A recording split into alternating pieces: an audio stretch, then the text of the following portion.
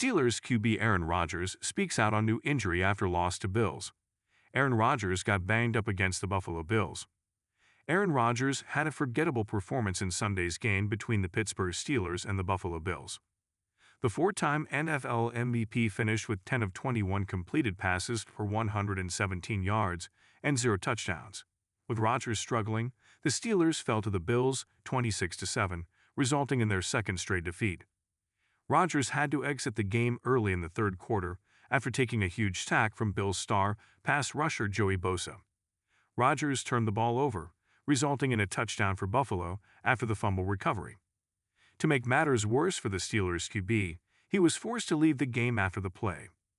Rodgers entered Sunday's contest dealing with a wrist injury.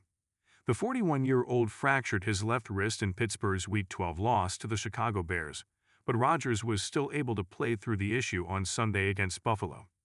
Rodgers, however, had to be attended to by the team's medical staff after the big hit from Bosa in the second half. Rodgers was down on the ground for a bit after the tackle. When he stood up, the four-time All-Pro QB had a bloody nose.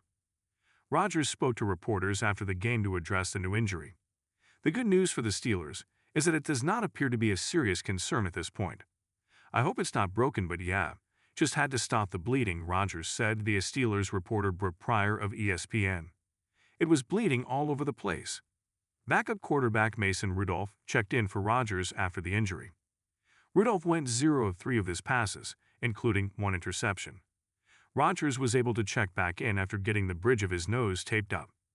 The Steelers fell to 6-6 after Sunday's defeat, which saw them drop to the No.2 spot in the AFC North behind the Baltimore Ravens.